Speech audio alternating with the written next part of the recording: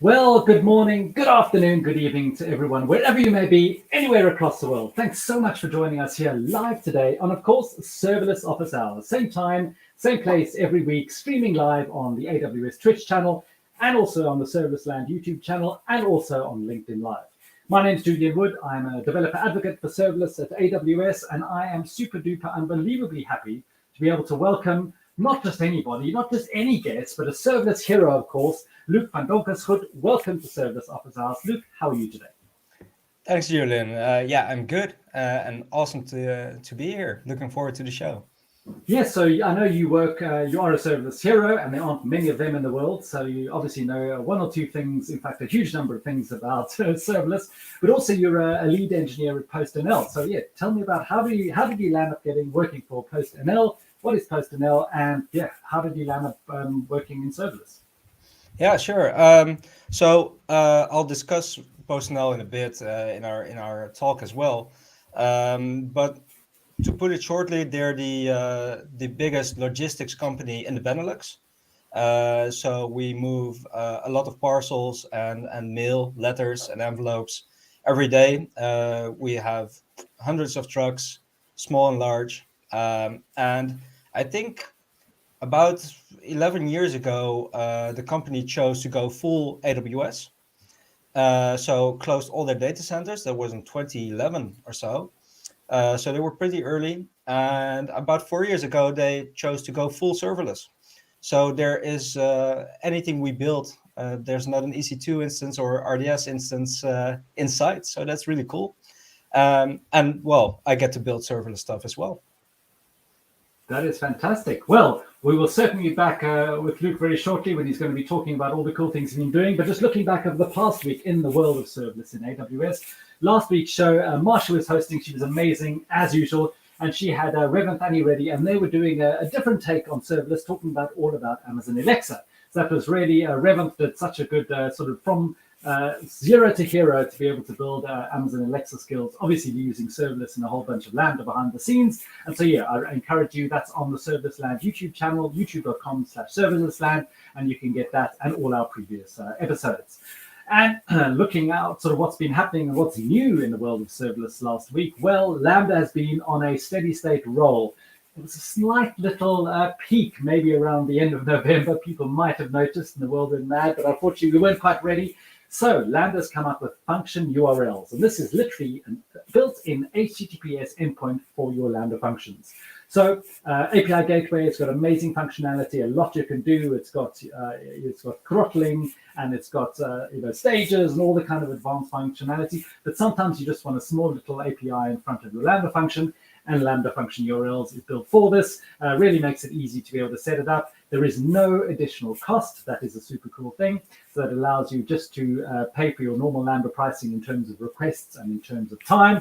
And you've got a URL in front of your Lambda function. Luc, have you had a look at this release at all? Anything you'd like to add about function URLs? No, except that the fact that it's free makes it super powerful, because of course anyone can put in API gateway in front of Lambda, but you pay $1 per million requests or $3.50 with the REST APIs, and just getting that for free for small implementations is really cool. Yeah, no, exactly. That's the whole kind of thing. And of course, there are different security mechanisms for this. You've got open on the internet and IAM and some basic securities, but this is a very basic API. Sometimes that's going to be just what you're going to need, and so that's going to be helpful. But of course, the API gateway and never mind GraphQL and all the other kind of APIs we have still available with lots more functionality. Lambda also supports in the console bulk update of layers, something near and dear to my heart. You've got a layer you need to update against a whole bunch of functions. That can be painful. So we've solved that, and this is much easier now in the console. And then, a few weeks old now, but, Lambda getting bigger, better, faster, and more. Well, this is definitely on the bigger side. Up to now 10 gig of ephemeral storage for your Lambda functions. That literally is 10 gig of /temp, and it's actually also particularly cheap to be able to add to your Lambda functions. So yeah, just another option to be able to do that local processing, or maybe some model you need to download, or something from somewhere you need to process. You've just got up to now 10 gigs. So that's 10 gig of memory, 10 gig in package size. 6 virtual CPUs, and 10 gig in local storage. So Lambda just gets bigger. Then onto EventBridge, one of our cool favorite services, global endpoints. And we're actually going to be talking about global endpoints hopefully next week. In fact, not hopefully, definitely next week with the product manager himself, Siva Pali. And global endpoints allows automatic failover and recovery if you're starting to build multi-region applications with EventBridge. Really, some really great use cases of being able to hydrate or do disaster recovery, or to send it somewhere else for other processing or temp accounts, or a whole bunch of kind of things. Next week, we're going to be going through that. So yeah, a really simple way to be able to take advantage of more functionality with EventBridge. If you are using EventBridge, the schema registry also now extends its support to the Go programming language. And AppSync also supports enhanced filtering in the real-time GraphQL subscriptions. And I'm not a huge front-end person myself, but I know the AppSync people have been very excited about that. Some recent compute blog posts. James Bezic, one of the bosses of all serverless at AWS, at least on my team, who blogs like a machine and is amazing, has put together the In Case You Missed It serverless edition for Q1 2022. So this is the developer advocate team that I'm on, all the stuff that we've been doing, from conferences to talks to blog posts to learning series to anything that we can think of. So this is a great catch up on all things serverless in AWS over the past quarter, January, February, March of this year. Stephen Liedig has done a really great blog post looking at all the global endpoints for Amazon EventBridge, and we would have loved to have him on the show next, but he lives in Australia, and that's just ridiculous to wake up at 2 o'clock in the morning. So we have the product manager, who certainly is good. And then I'm going to jump to the last one first. Mark Sales has done, if you're writing Lambda functions in Java, Mark's got a really great post for optimizing your Lambda function performance, and basically comes down to some really simple environment variables that you can add to your Lambda function, which just gives that extra little bit of oomph for Java. Then last but certainly not least, Talia Nasi is coming up with some amazing, really good content all about building event-driven applications. And so she's got 2 out already, getting started with event-driven architectures, and then building an event-driven application with EventBridge. And Talia is going to be coming out with even more content. And this is helping people understand how events are important, what does event-driven architectures mean, and then how to implement them on AWS. So I'm super excited all about the work that Talia's been doing to get those out. Also a book I need to talk about, of course. We've got Service Architectures on AWS. It's the 2nd edition. Some proper gurus in the industry, Jan Troy, Peter Sabatsky, and of course, one of the fathers of Lambda himself, Ajay Nair.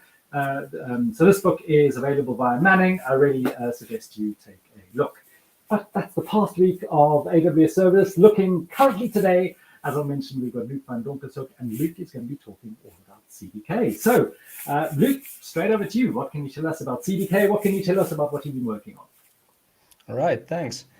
Well, actually, we will also be talking a lot about EventBridge. So this is really maybe a crossover talk between step function, CDK, CodeBuild, EventBridge, some Lambda, SQS. So we're going to do the full skill of serverless. Maybe. Love it. And so I was really glad to see a lot of the EventBridge blog posts and releases as well, and really looking forward to all that's coming. So if you could get my screen on, I've got a few slides to start the introduction, and then we're really going to do a deep dive into the code and into the actual environment, see how stuff works in real life. So today we'll be talking about fully automated user-driven deployments using step functions, CDK, and CodeBuild.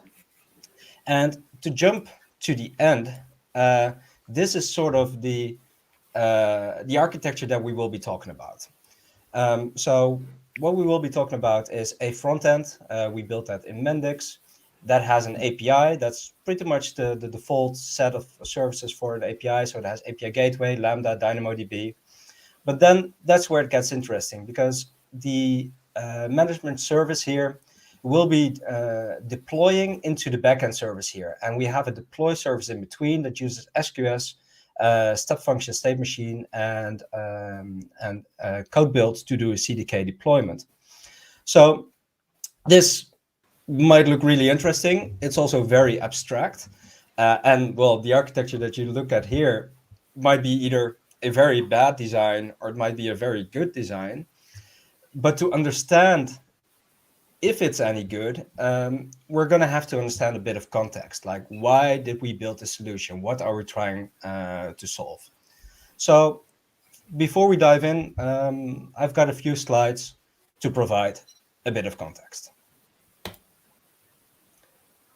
Starting with PostNL. So as I said in the intro, PostNL is the largest logistics company in the Benelux. On average, we move 1.2 million parcels per day and 8 million letters per day. And of course, moving all of these parcels and letters requires a complex logistics chain. And we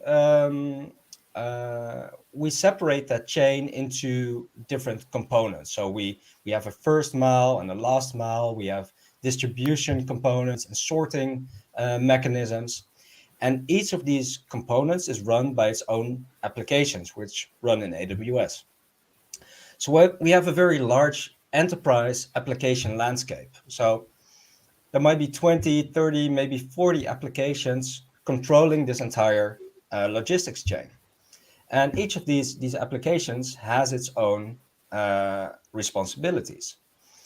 But of course, the logistics world is very much a event-driven world. Like something happens and you need to respond, but not necessarily in real time.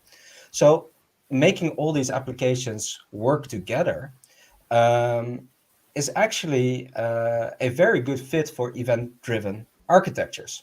So all of these applications integrate through event messaging.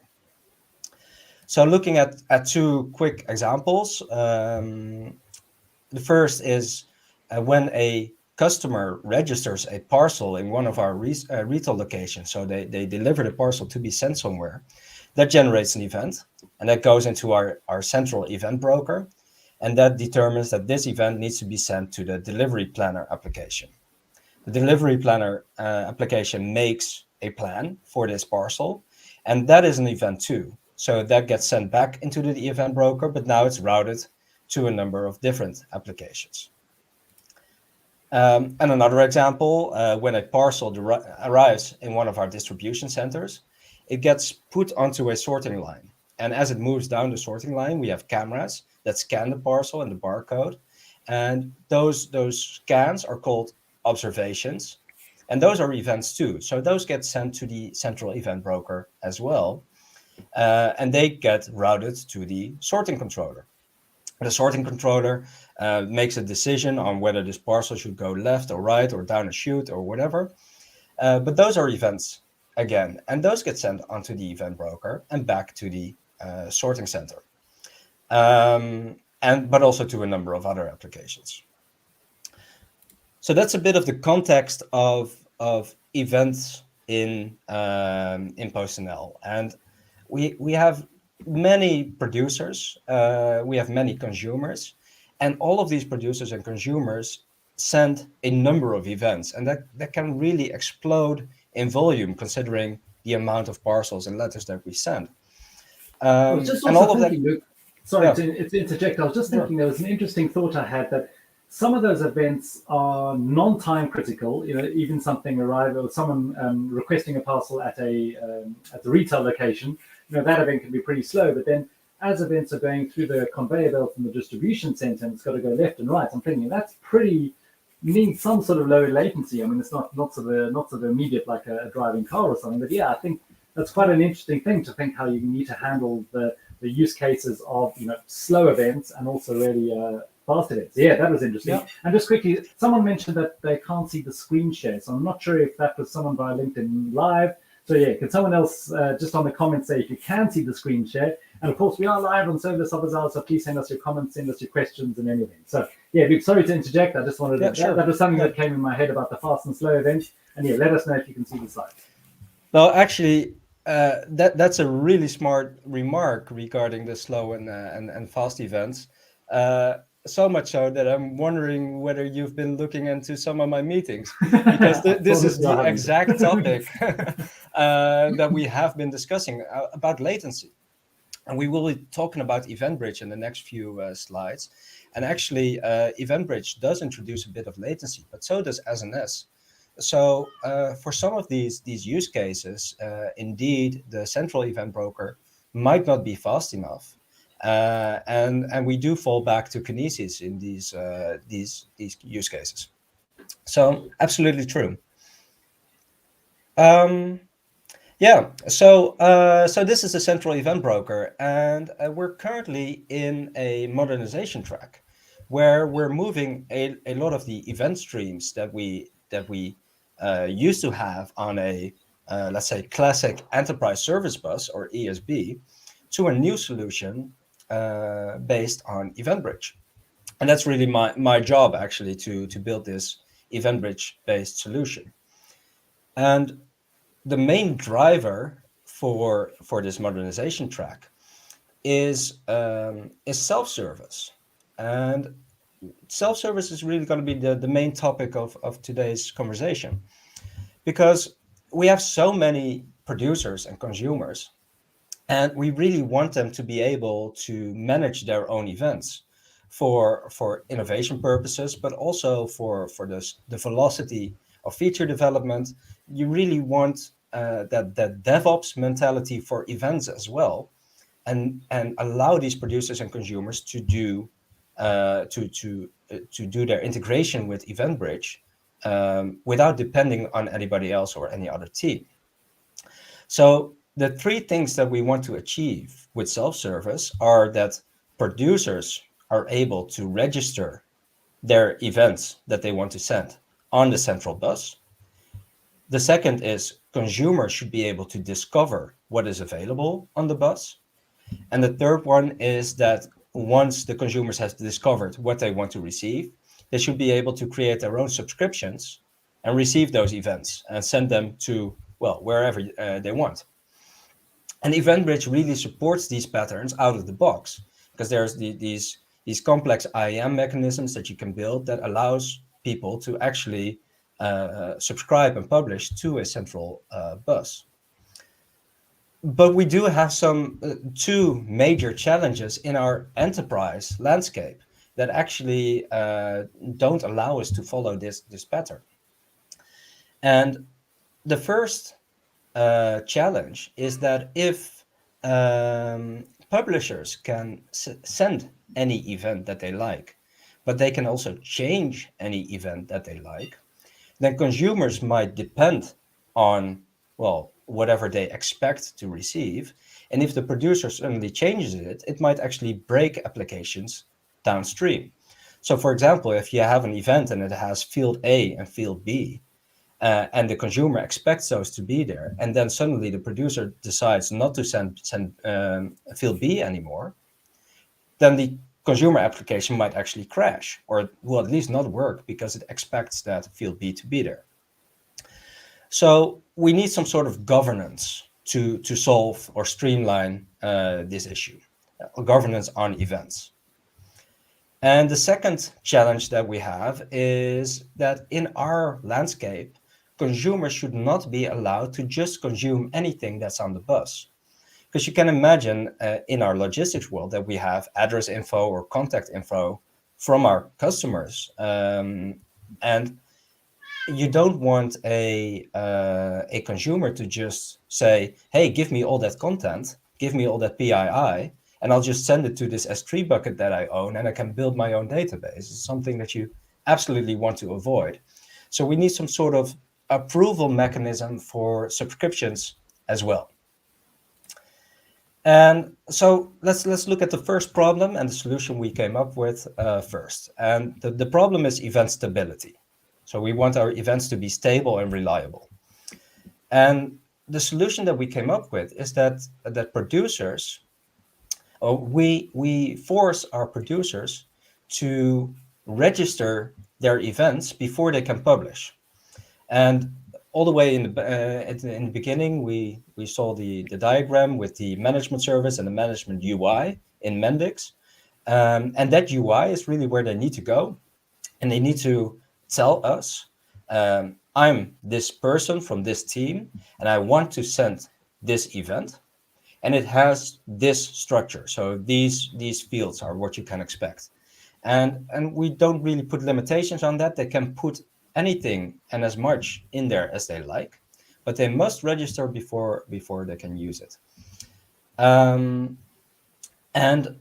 the way they define what the event looks like is with a JSON schema. So JSON schema is a format,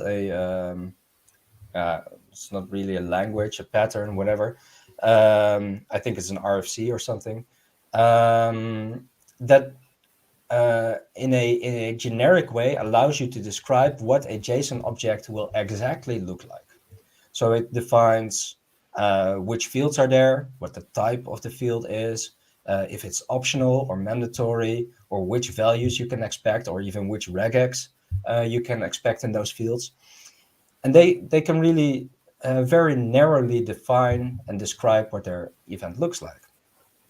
And what we then do is deploy an API gateway in front of EventBridge. And on API gateway, we deploy a request model and a request validator that actually checks that when a producer sends an event, that it matches that schema.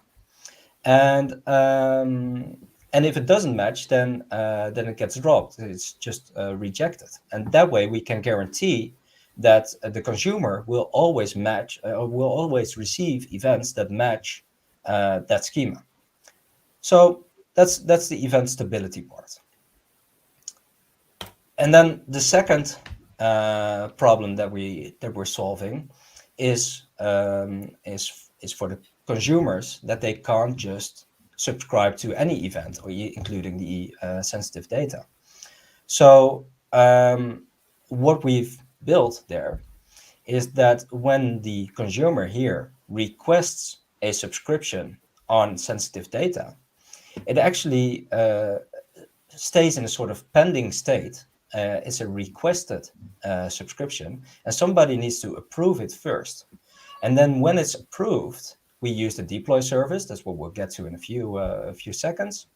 And we actually deploy that EventBridge rule and the subscription to where they want to receive that data in our backend service. I do have a cat here in the room, and the cat is meowing. I think it wants out, but we'll see. It's liking your architecture. I think so too, but I might have to open the door in a while. But let's see. That's fine.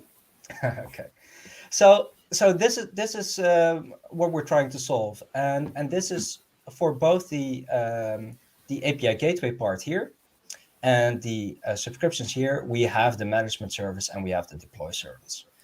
And with that, I really want to end the slides and go into a demo and show you how it works. Do you have any questions, Julian, or maybe any questions from the audience? No questions from the audience at the time. Some people can also see the slides, so that's also definitely sorted. So you're sort of using API Gateway as a validator, but then so I suppose in that first part you've got a two-step process. The producers need to register their events, and that goes through then API Gateway. And I suppose you store the schema in, I don't know, I think that's maybe sort of DynamoDB on one of your consumer examples, and then you then build the validation in API Gateway, so the validation happens directly at API Gateway, or is it a Lambda function calling DynamoDB to do that validation? I missed a bit understanding that. Or if you're going to go into that in a demo, that's fine. We're going to go into it. I'm going to show you exactly what happens there. But the answer is it happens in the API Gateway. We really leverage that serverless mindset. If there's a service that can do it for us, then please let the service do it for us, and API Gateway can do that. So yeah, demos. Let's see. Of course. From a comment perspective, I think this is a very common thought that I hear from a number of customers and my peers and everything.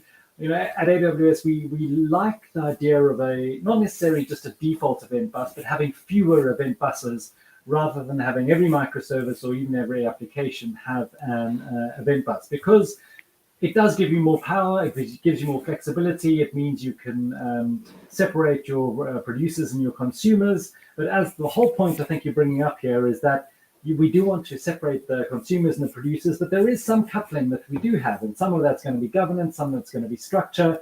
And so to be able to not introduce a whole bunch of extra segregation in terms of separate event buses, but still have that governance and still have that security separation, I think is a very clever way to think about how you can model events for your business.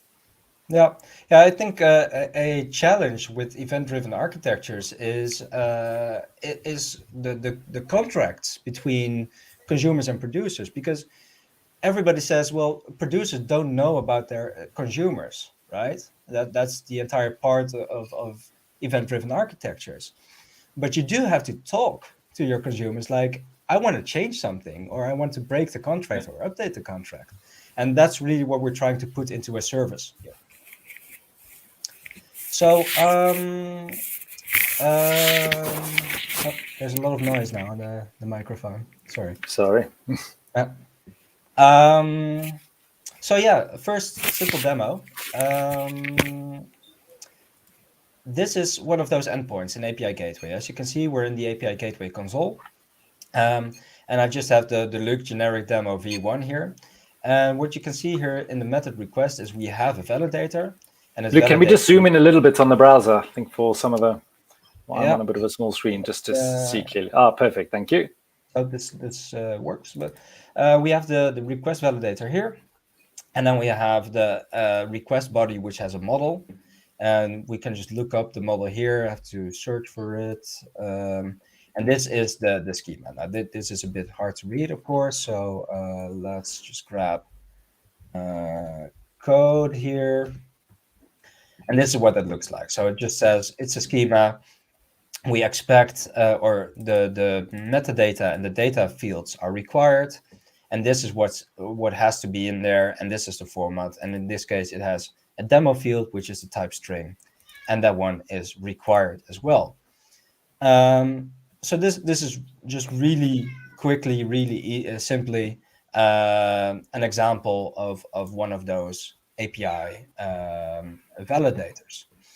Now, what I want to show you now is actually, let me get the right slide here, how we can call this API gateway.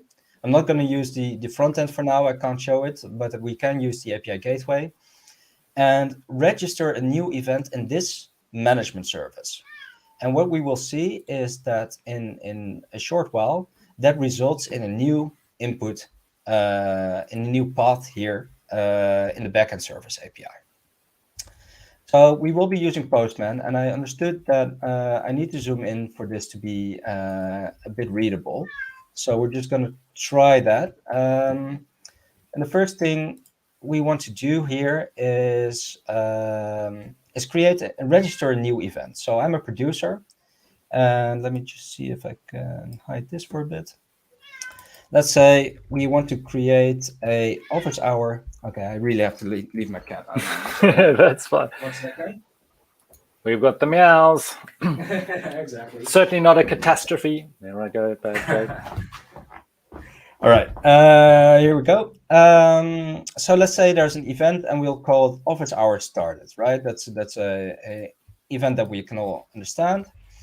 We'll call it started here as well. And I prepared a schema here, and it says the field office hours host is mandatory. Now I'll just send this event. Now the demo gods are pretty happy so far, so this works. And this, looking at the slide again, we just called this API gateway, and in this case, a producer can create any event that they like. So immediately this starts and sends an event to the FIFO queue here, and that actually starts the deployment. So let's just take a quick look. We'll go to step functions, and we'll open this state machine. And here we now see one execution running. And if we look at the input, there's a lot of data here. We'll get into the details of that later. But here we can now see the application look, event type, office hours started. And this is the schema that we want to deploy. And this is a create state. So we're currently deploying this. And what you'll see here in this moves a bit fast.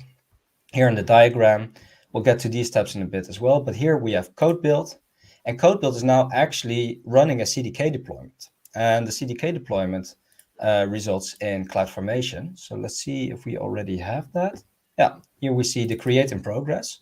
So we're actually creating a unique stack for this event. And in this stack are the API gateway components. So refreshing this page, we now see the office hours started method with the post. And here too, we have the method request and the request body, again with a model. And of course, well, this is not going to be a surprise, but the model is what we just send in, right? So again, going back to the diagram, this entire flow just resulted in new pods being deployed here. So you've got the same API gateway, and a new stack gets created per schema that you need to manage.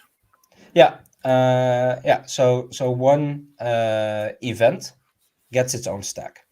Okay. Of course, limit. I think the soft limit for stacks is 2,000 now, and it can be a lot higher. We don't expect to be sending 2,000 events anytime soon, so that limit is okay for us. And yeah, you can see it here as well. We can just open one of these stacks and look at its resources. It only has 5 resources, which is, see if we can make this a bit bigger. API gateway model, API gateway resource, API gateway method, and a request validator, and that's it.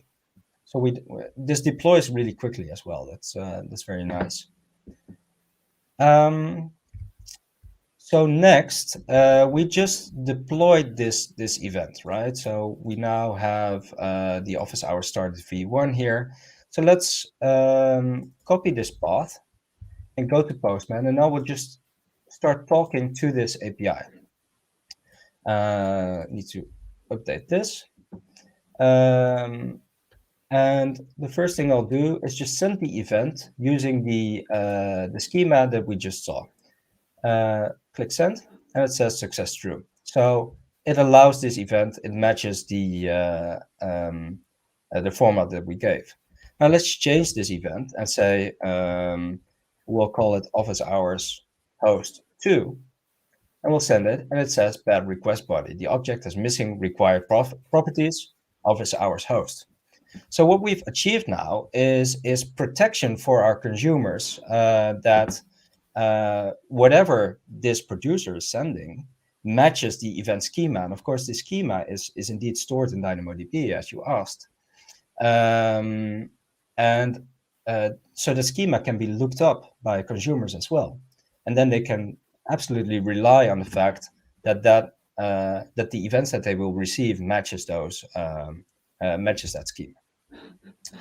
So let's see. Well, then the last thing that I want to show here in the API is that the producer cannot create any breaking changes. So we have this schema, right? And it says there's an office hours host in there, and we want to make sure that the producer can't just change the schema at any moment, because that would actually break the consumer's application as well. So we'll just go to the update here. Oh, that's not the one. This one. And then I need to put in some keys. There.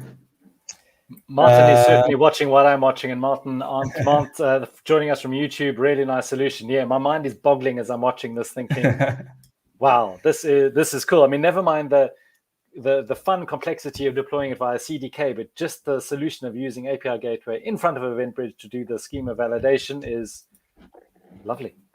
Yeah, thanks. Yeah, so I just got a updated schema here. And let me just move a few things around here. So this is the same schema that we just had, and it says office hours host is a string. Now let's say we'll change this into an integer. So as a producer, I'm saying, hey, I was always saying, I promised, I had a contract that there would be an office hours host and it would be a string, but I just changed my mind and I want to send an integer as well, regardless of how little sense that makes. But let's say that that's what they want to do. And they send this request, and then it says breaking change because the field type just changed. Oh, so we can't update it this way. So let's bring this back into a string and then say, okay, but now we want to add something called number of guests. Let's see if this goes right. I think so.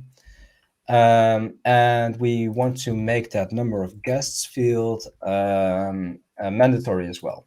So it's a bit hard to read, I think, but what we're saying is we're just adding a field. We used to send only office hours host, but from now on, we're also including the number of guests. And we're sending that request, and now it accepts the update. Because this is not a breaking change. You're still sending everything that you were sending before. You're just sending more. If the consumer can't deal with more, well, that's their problem. They should just ignore the additional fields.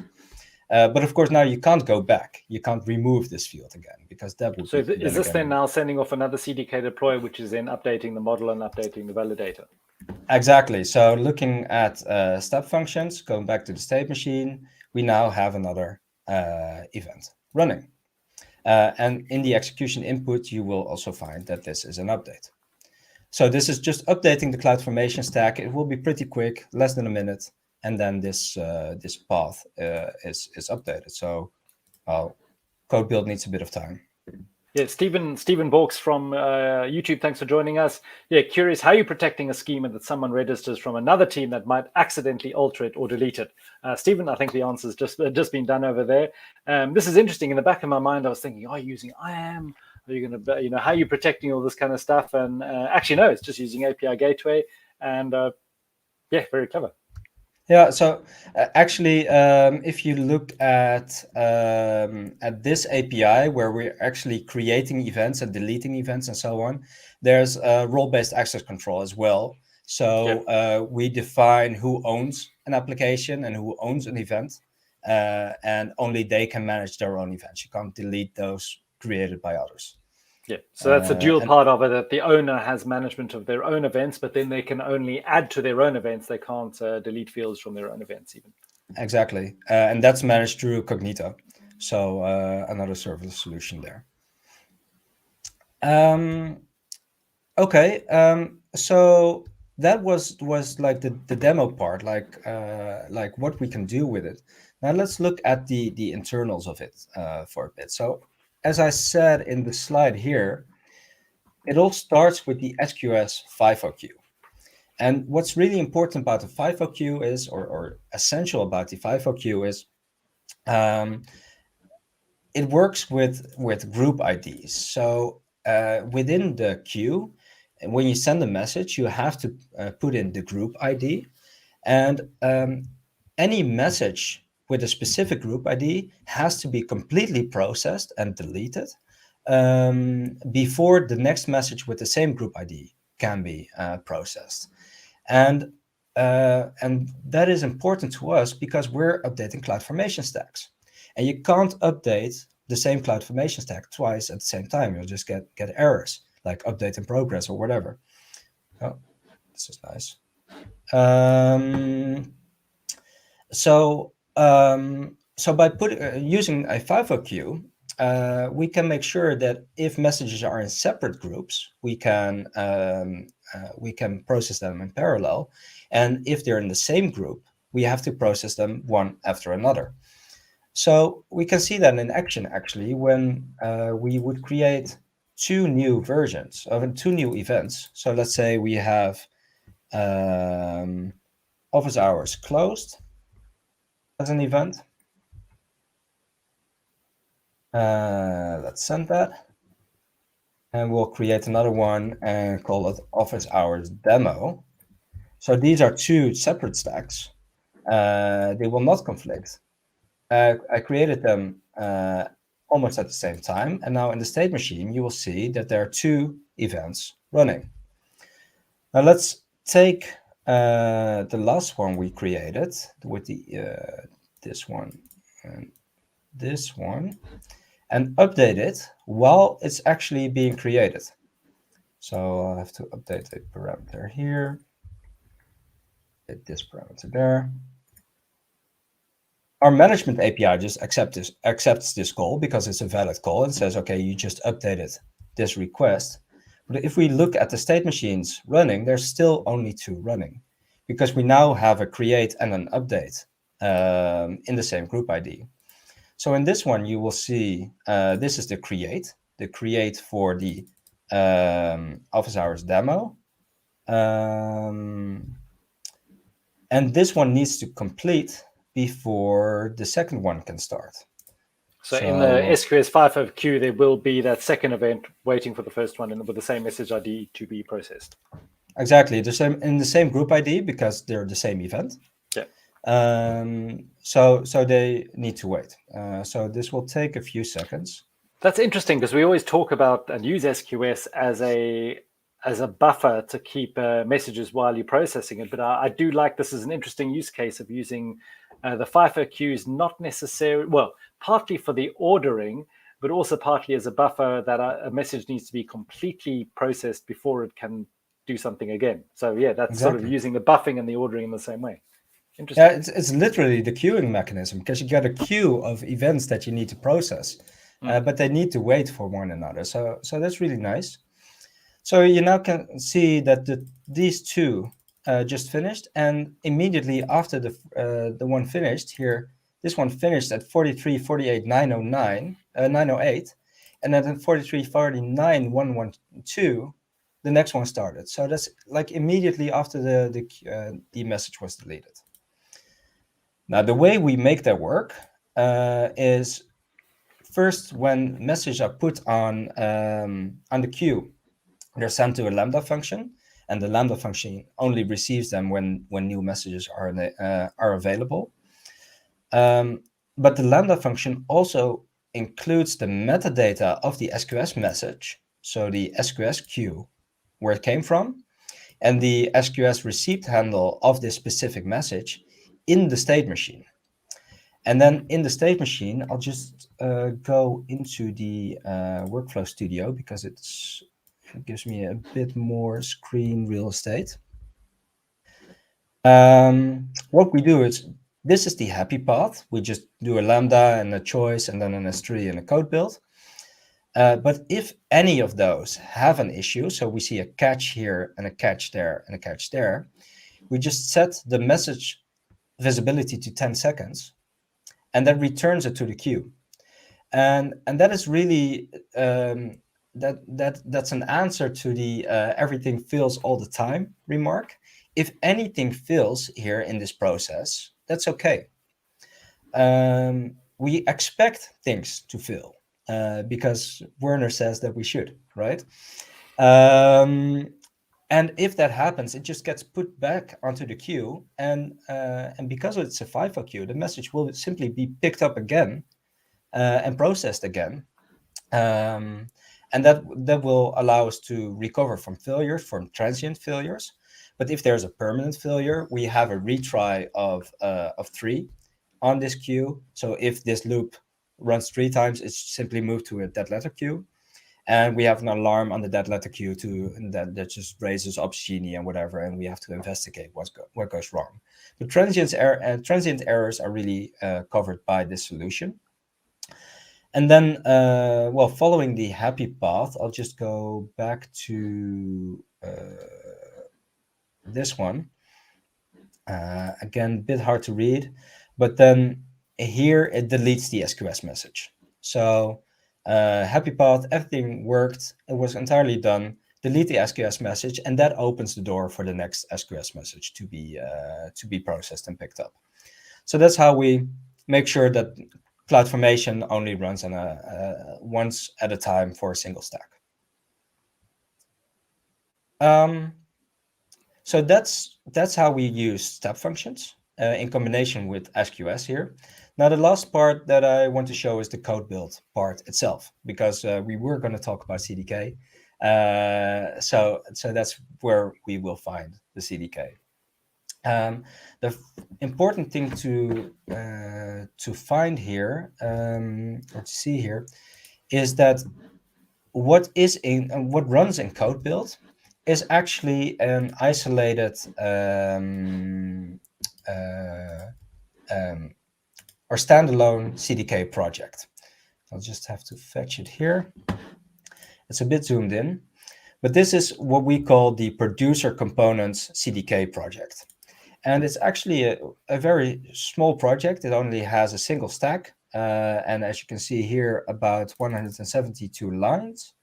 And this just has the CloudFormation resources that we need. So it has it imports the REST API. It creates the API gateway model, the request validator. It has the Lambda integration and so on. So this is literally the CDK code for the stack that we just saw. But what's important here is that all of the inputs for the model, for the request validator, for the root, are provided by parameters. And these parameters are provided by a JSON. And you'll maybe recognize this JSON because this is exactly what we got on the SQS queue. So what we use CodeBuild for is to actually check out this project. It's not literally a checkout. There's something with an artifact in there. We'll get to that in a second. But it fetches this project. Then it puts the deploy JSON in this location. And then actually in CodeBuild, it just does a CDK, well, it does the CDK deploy, which can be a CDK synth as well. And then it will synthesize all of the CloudFormation resources that we just saw in the stack, the model, the validator, and so on. But it will do it based on the input here in the JSON. And the step functions and CodeBuild product together, they make sure that this JSON is placed here in this location in CodeBuild before the deployment starts. And then, I said this is an artifact, so I can't show you the exact details, but what we do is when we have new functionality in this project, we simply create an artifact of it. So we simply put, we create a zip file of a snapshot of this project. And we make sure that that zip file is available to CodeBuild. So looking at one of these projects, let's go into CodeBuild here. What you will see here in the logs, I think this might be a bit small, so I'll just try to zoom in, hope that's still readable. It starts with fetching the zip file from this CDK project that we just saw. It uses variables so that it knows which snapshot it should fetch. In this case, it was version 105. And it just stores it locally, then it unzips it, and then, it's verbose, so you see all the output. These are the literal files that we just saw in my Visual Studio Code. Then it fetches the configuration, so this is the config file that we just saw, and it comes from S3 in this case, and it prints, it puts it in config/deploy.json, and it prints it out here. So you can see this is the actual config that we just got from SQS through our management console. It installs the requirements, it does whatever CDK needs, and then here it runs a CDK deploy. Synthesis in 5 seconds, deployment in 20 seconds, and then in just under 30 seconds, this entire deployment is complete. And that is the result of what you just saw. So then when this is complete, those API gateway routes are in place and the validation is in place. And then the last thing to maybe remark is we do exactly the same for consumer deployments. So That's let's say this diagram.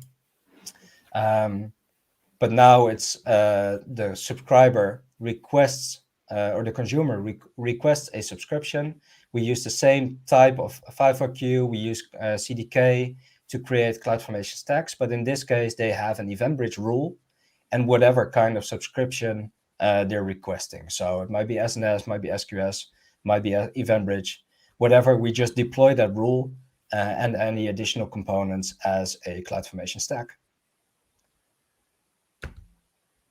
And I think that's it. I think I've demoed what I wanted to do. That is a super elegant scenario. I just wanted to, something that was coming up to our mind, the sort of approval process for a new schema. Is that automatic if it's additive, or first of all, on the producer side, how do you define what is a valid new schema to be added? And then also on the consumer side, what decides whether the consumer is allowed to read this PII information, for example? Yeah.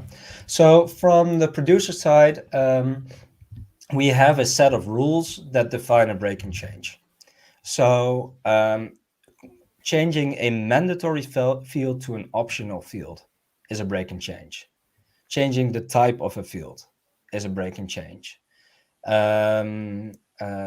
Increasing the enumeration of values that a field might contain is a break and change. There are a few. There's a list of about, I think, 10 things that are. And what is what's actually evaluating those changes? Is that the CodeBuild part of it, or the step functions part of it? Actually, it's a part that we didn't discuss too much here, but it's this Lambda function. So we have to it is a Lambda function. The business logic. Yeah, all the business logic here is in the management service, and that's just a Python application that we wrote. Okay, that makes sense. And the reason for selecting CDK for this? Good question. Again, pretty much same answer as before. We don't want to reinvent the wheel.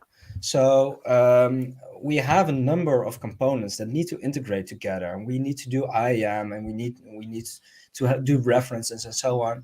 We could do all of that through API calls. It would be a shit ton of work, and it would be really complex to get it right.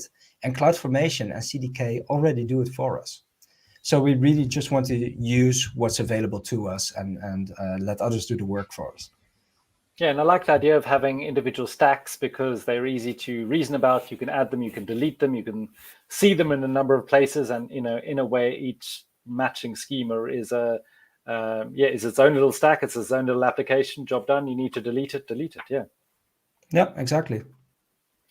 Excellent. Some questions that just have come in. I just want to get them in order to make sense. Martin, thanks for joining us.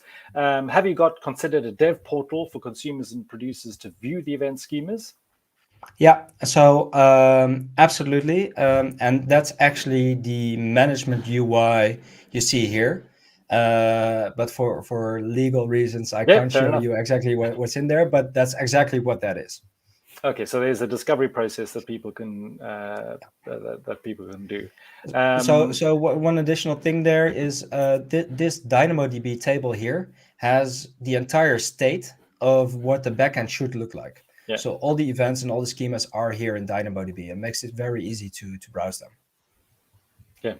And Andreas Grimm, thanks for joining us from YouTube as well. I like using the CD pipeline implemented with step functions. Yeah, that is a whole new use case of using this, not quite as a continuous deployment for an application, but a continuous deployment of validation rules. I like that as well. Just back to the SQS FIFO, the tech guy, thanks for joining us as well.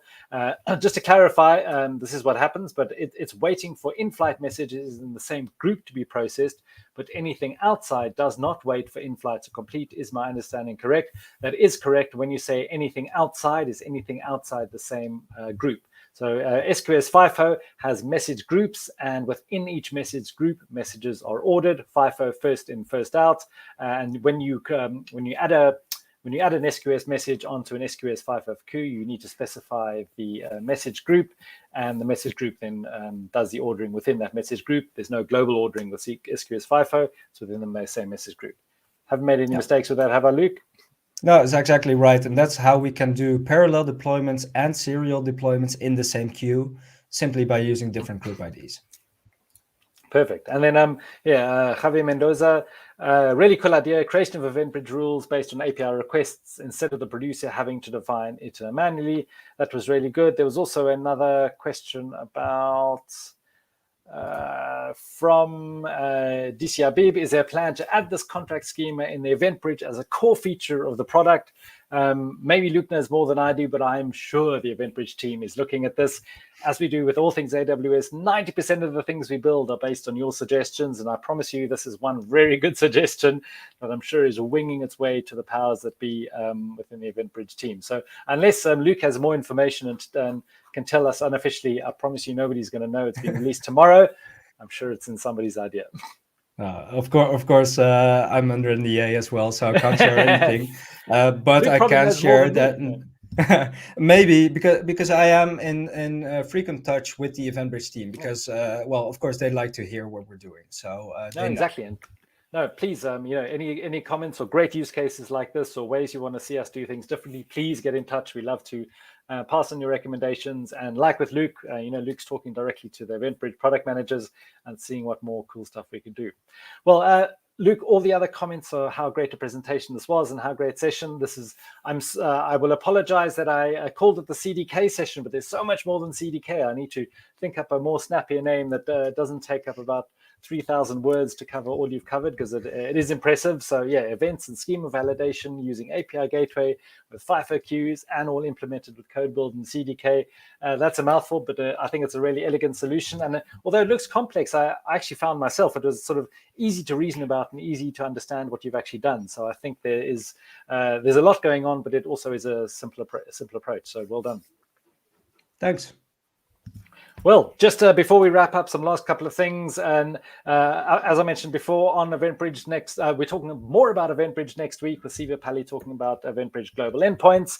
The serverless patterns collection gets bigger and bigger. The slide here says over 100. I think they're more than 230 or 240 at the moment. We've recently had Go. We've recently had TypeScript. We've recently had Terraform. So the serverless patterns collection, if you're building anything with SAM or CDK, this is a great resource to go to be able to connect all those different things in infrastructure as code. And of course, everything to do with serverless on AWS at serverlessland.com. We've got links to these YouTube videos. We've got events that are coming up. We've got serverless patterns, videos, blogs, everything to do with serverless on AWS. But really want to thank you so much, Luc, for gracing us with your great mind. And thanks so much for PostNL for being amazing EventBridge users and pushing the envelope of how well we can use these services. So yeah, thanks so much for coming on, and looking forward to be able to talk more events and CDK with Luc at a future time. Luc, thanks so much for your time. Thanks for having me.